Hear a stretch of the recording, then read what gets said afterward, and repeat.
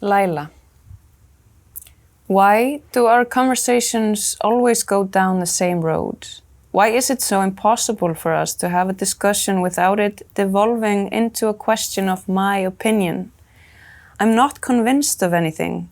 All I wanted was to consider both sides of the matter, to see if both perspectives held water. I hate this no man's land.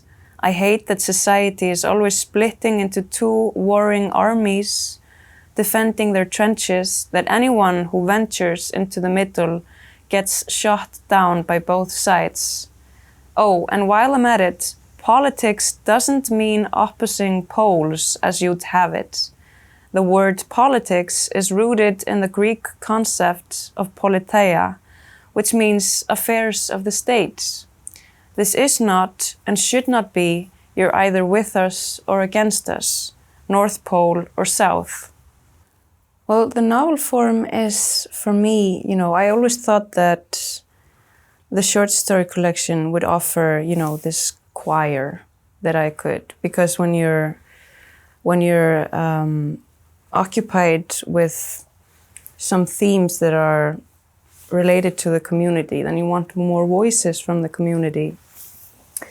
And that's what I was trying to do with my short story collection, is that I really wanted just to create some kind of dialogue between 14 voices. But then I wanted to do the exact same thing in a novel. And I always thought that a novel would have to be more of a solo or sopran, but then it turns out that the novel can be anything, and you can do a choir within a novel as well, and but follow a bigger arc. It's such a rewarding thing, a difficult but really rewarding thing to stay in one story for a long time, 3 years of your life. My novel is driven by the idea, so it's and this future society, so it's very easy to stay there. It's very easy to be completely engulfed in a world that you built yourself. And then you're always thinking about how your characters would navigate this new reality. And so it came very easy and naturally for me to be completely entrapped there. Thankfully, I was childless when I wrote it. I don't think that I could do it today.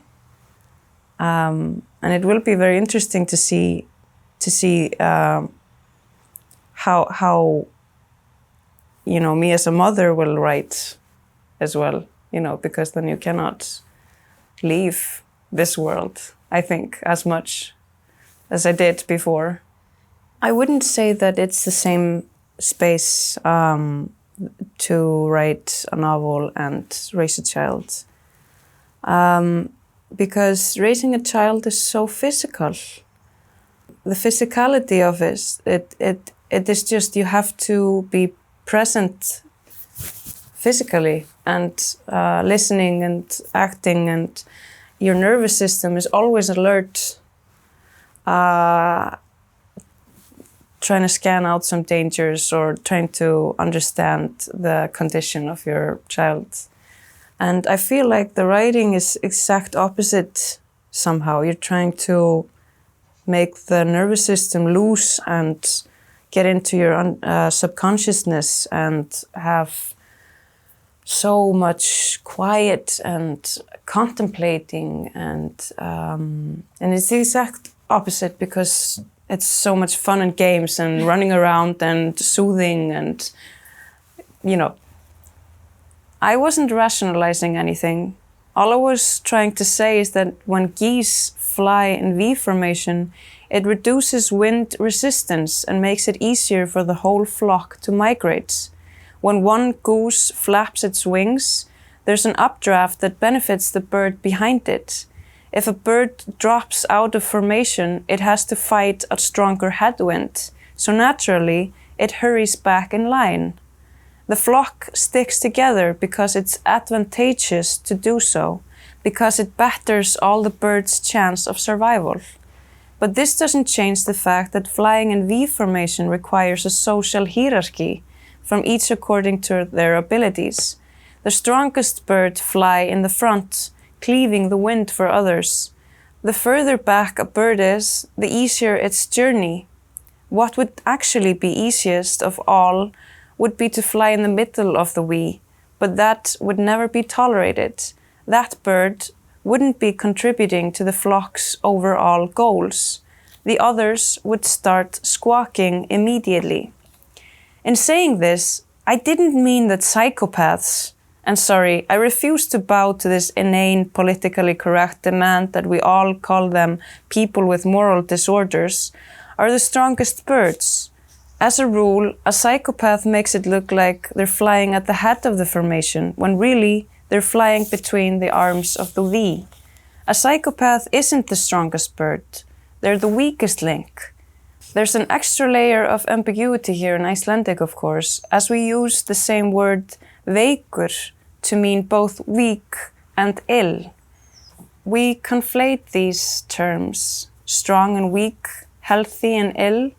So when we talk about these weak links, these individuals who are not working for Icelandic society as a whole, we are literally writing them off as ill. This reminds me, of course, of Nietzsche.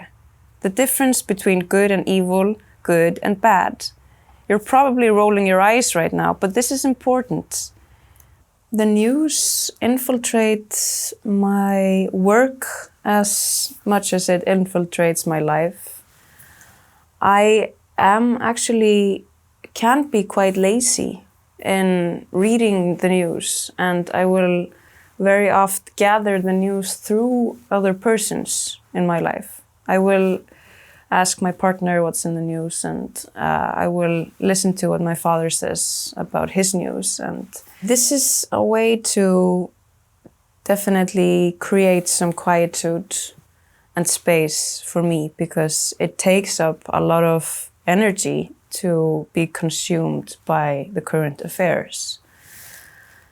And I've also realized that this is a way of also escapism, you know, it's escaping, and it's not a very righteous thing to do, you know, as a participant in this project that we call society.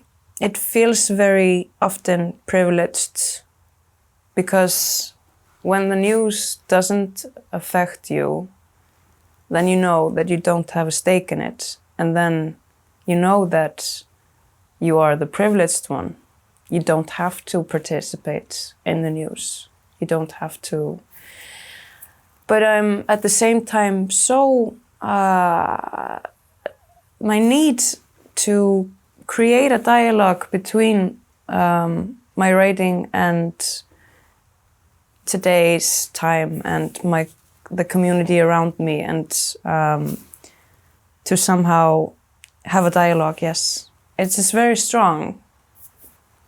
So it's, always this trying to navigate and just grabbing the echoes, you know, rather than being consumed myself in the news. Then I'm just grabbing traces here and there. According to society's moral barometer, attributes that serve the whole, solidarity, helpfulness, are good, while attributes that threaten the whole, selfishness, amorality, are evil. And this, of course, flies directly in the face of what we all intuitively feel. What is good for me is good, what's bad for me is bad. But as a group, a flock, a society, we've now started to conflate strength and psychopathy. As a result, certain human attributes that have long been associated with strength, testosterone and assertiveness, for instance, are not only shameful flaws, but straight up symptoms of disease, which is like saying that knives are flaws, are symptoms. Sure, knives can be dangerous, but how many people have been killed by knives? And yet we use them every single day in every kitchen in the world. I get how this happened, of course. We've long disparaged concepts like open dialogue and humility, but then what becomes of those birds that really are strong, the ones who cleave through the wind for the rest? I don't think that literature is outside from the political debate, and I do think that literature should participate in our current affairs, but you can really much see that 50 years ago, a lot of literature was social commentary and had a great impact on people and societies, and they were dangerous. You know, writers were dangerous, and they are still dangerous somewhere. You know, for tyrants and writers are still being excommunicated somewhere in the world. But you can really see that in our part of the world, a lot of, and I'm going to say privileged writers here, have left the political debate. I can see a lot of middle-aged men have gone into historical fiction, and a lot of middle-aged women have gone into the self or the family, and in fiction. And I don't want to, you know, and this is not me, I love both genres. I love books that some people would call navel-gazing. I love them. I, you know, eat them up. And I also really love to read historical fiction. But it somehow feels that the political debate is going on now within marginalized groups in literature. And because these groups haven't had a stage up until now, and they rightfully have to have their voices heard. There are other kinds of politics that aren't very much being addressed, I think.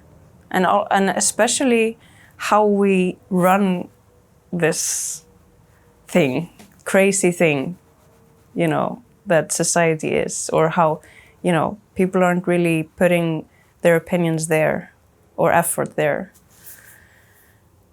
And I don't know if it's a bad thing. I think it's just how we as society are, you know, it's this, I don't know if we've just given up or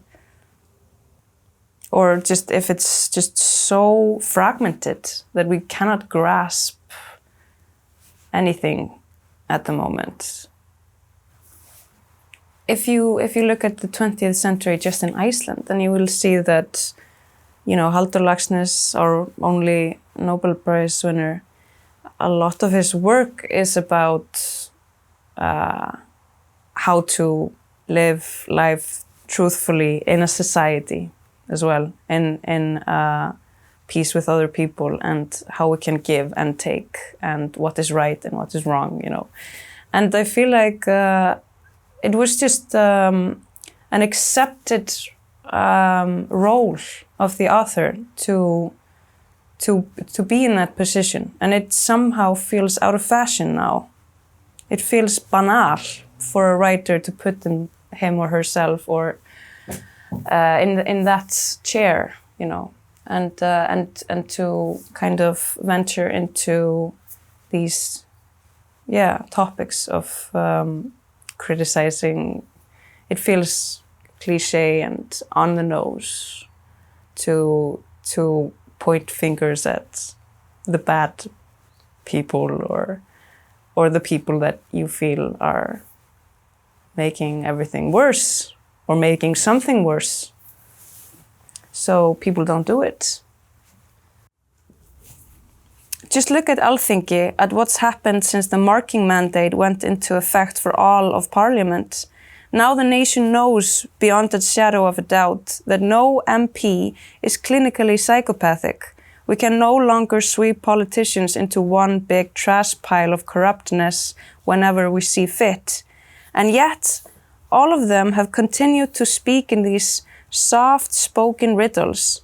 No one dares to be direct because assertiveness is now the same thing as violence. The ambiguity in the book was very important to me because from very early on in this process, I realized that the book would be about polarization, and it would also, I really wanted to go to that no man's land in the middle, and I wanted to explore the gray area where you couldn't decide this is right and wrong and this is good and bad, and it's very dangerous.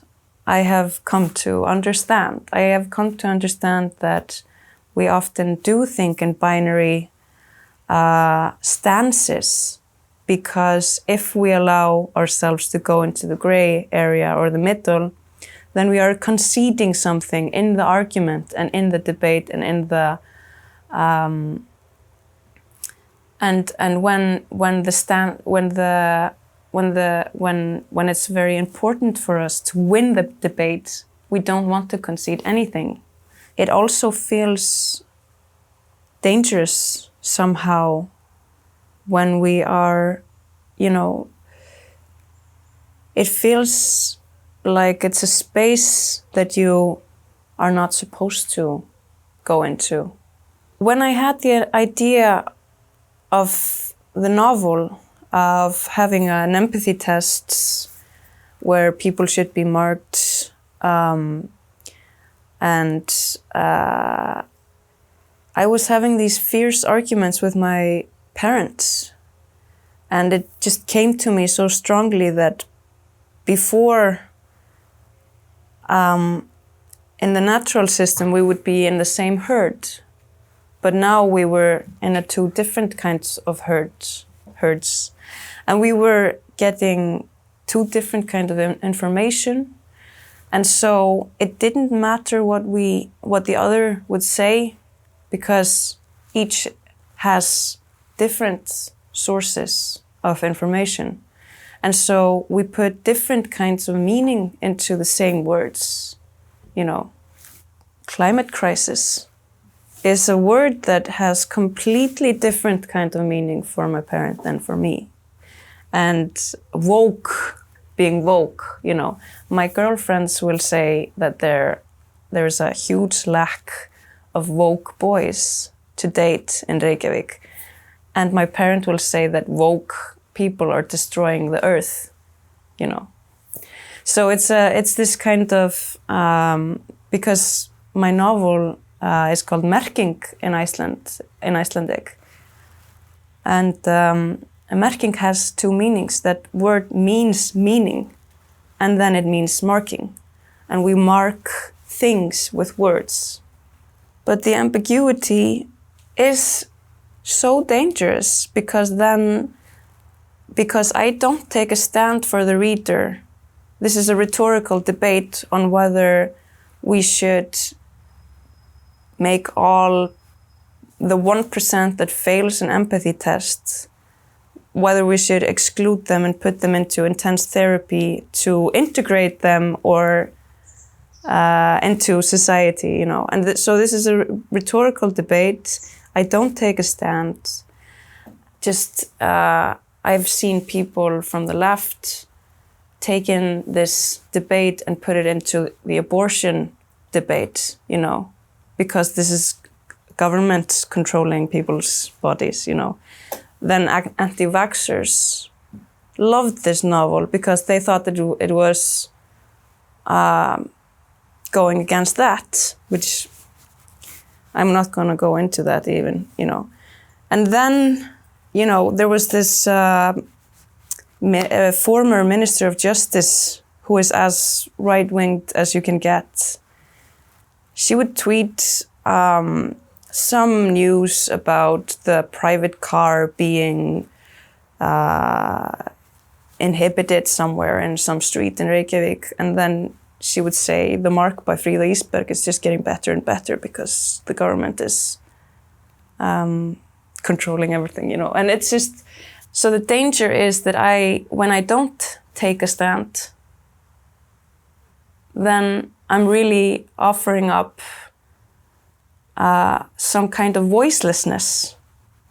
People can take it and do whatever they want with it. And I have felt very powerless in that situation. I have felt that I'm maybe not doing something right, but I cannot be a writer who's offering answers. I am only looking into things and creating conversations and asking questions, you know. The most rewarding thing that I have ever had from this novel is that when a person my age said that she was having the same kinds of fierce arguments with her mother, and they had both read the novel and found some kind of common ground to discuss how they debate.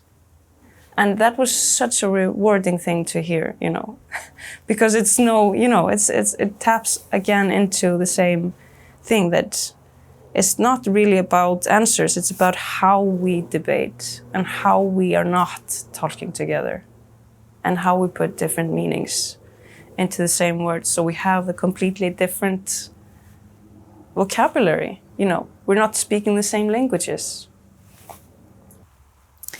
I think that literature absolutely increases your practice in imagining other people's narratives.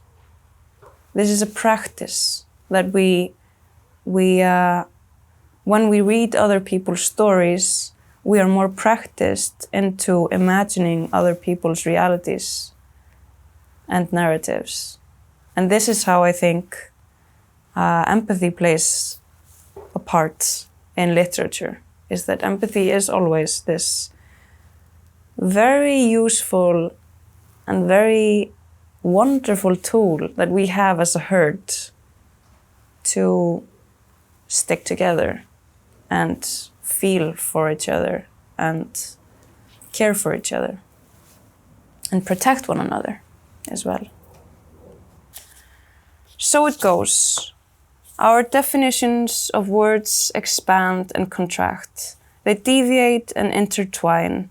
Utensils become murder weapons and strengths become weaknesses, all depending on the context in each instance.